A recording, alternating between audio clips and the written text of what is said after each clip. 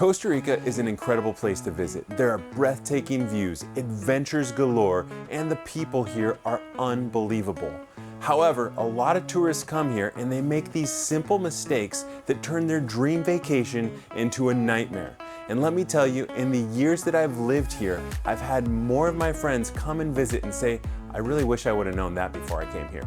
Welcome to Peligro Life. I'm Adam Peligro, and today we're talking about the top 10 things not to do on your Costa Rican vacation. So please like, subscribe, and stay tuned for more amazing travel videos.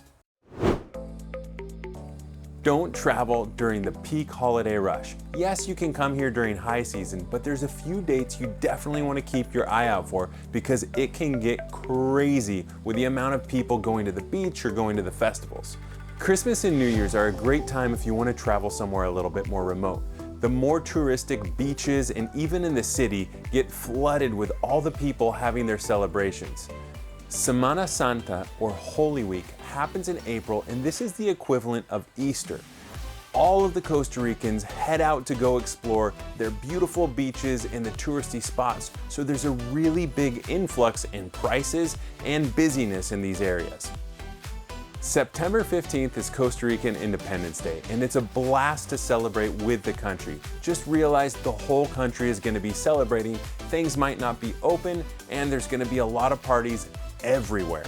There's a ton of regional festivals and carnivals that might be fun to participate in, but just realize those areas during those times are going to be extremely crowded, and it might make an inconvenience if you're not wanting to be part of that festival. Don't book a flight to the wrong San Jose. This one makes me laugh a little bit, but it does happen. So you want to make sure that you're going to San Jose, Costa Rica, SJO, instead of San Jose, California, which is not going to be the tropical rainforest you were hoping for. Also, you can fly into Liberia, not the country, the city in Costa Rica, which is LIR airport code. Don't assume that Costa Rica is cheap. Many people think that Costa Rica is like many parts in Central America that are more budget friendly. The truth is Costa Rica is the most expensive country in all of Central America because of the stability, the safety, and all of the amenities and adventures that it can offer.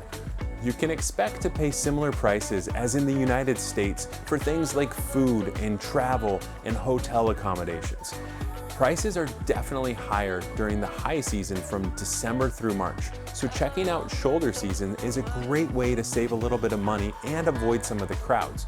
But don't get discouraged, we're going to put out a video on how to travel Costa Rica on a budget. Don't assume that all roads are paved or even open. The main highways are usually your best bet, but sometimes they get closed due to traffic, crashes, all sorts of things. So it's best to do your research ahead of time and use apps like Waze or Google Maps to see the live data about what's going on. As you get further away from the highway, it's a pretty safe bet that you'll encounter some dirt roads. Some dirt roads are amazing. Others just had a rainstorm that washed them out. And sometimes you look at the map and it says, oh, here's a shortcut right here, but then you have to cross a couple rivers and it ends up taking more time than going on the paved road that goes the long way around. Also, watch out for unmarked speed bumps. They even exist on dirt roads, and if you're flying down that dirt road, you might find one way too fast. I never did that. Don't get stuck at the resort. We just had to go on a rescue mission to save our friends from the resort that they were at and take them for a real experience in Costa Rica. Yes, the resort is going to be comfy and have everything you need, but you can't come to this beautiful country without exploring more than just the beach. There's waterfalls, there's national parks, volcanoes, and animals everywhere. So it's really important to leave the comfort zone of the resort and go check out some of these adventures. It's also worth staying at a few places that aren't resorts like eco lodges or cabinas to get to those more remote areas that you're going to see such beautiful things. Don't be in a rush. Things move slower in Costa Rica. Come to think of it, maybe that's the reason there's so many sloths living here. Things like buses, driving, restaurants, and services can take a little bit longer, but that's not a bad thing. Enjoy the pura vida vibes and adapt to the culture rather than getting frustrated by it. Allowing for a little bit of extra time and enjoying the moment has not only made so many memories, but I've also made some really good friends by just being in the right place at the right time. Don't be a victim of petty theft. While it's not going to happen to everyone who comes to Costa Rica, this is definitely something that's going to ruin your day. We have actually had our car broken into and they made away with a lot of different stuff. So the way that you can avoid petty theft is don't give an opportunity for it to happen in the first place. Cars are not a great area even when they're locked to leave something that you don't want stolen. Especially in these touristy areas, we've seen a lot of opportunistic criminals just kind of lurking in the background waiting to see if somebody's not paying full attention and maybe they can snatch and grab something. Don't be one of these victims. Protect your stuff, have somebody watching something if you go in the water, or do what we do. We have waterproof bags, and anything like a cell phone or a wallet, we just take it into the water with us so there's never a chance for these things to happen. I can't stress enough that Costa Rica is a safe place, and while petty theft does happen, as long as you're protecting your belongings, it probably won't happen to you any more than it would any other place in the world. Don't forget about the weather and the bugs. Costa Rica has multiple climates, and you can see hot, humid, sunny, rainy, buggy, all in one day, so you want to be prepared for everything. Bring lightweight clothing, rain gear, sunscreen, and bug repellent. I think it's kind of funny that even here they have what they call a tourist tree because so many people get roasted like lobsters when they forget to put that sunscreen on and spend way too much time in the sun. Yes, while you're here, you will see bugs, but don't worry, not all of them are out to get you. And the ones that are out to get you, like mosquitoes, a quick spray of repellent is going to take care of the whole problem. There's a lot of beautiful and harmless bugs that are really fun to see, so don't freak out when you see a bug. Don't over-tip. Unlike the United States, tipping is not mandatory and you can do it at your discretion. It's already going to be included in your food bill, but for things like guided services and other entertainment, it's not typical that the locals do it, but if you feel like that person went above and beyond, then you can go ahead and tip. North American tipping culture is not normal for the rest of the world. And of course, if you're going to give somebody more money, they're gonna say yes. However, this creates unfair expectations for those people who don't tip. If you are going to tip, 10% is pretty much the standard and is already included in your bill at restaurants.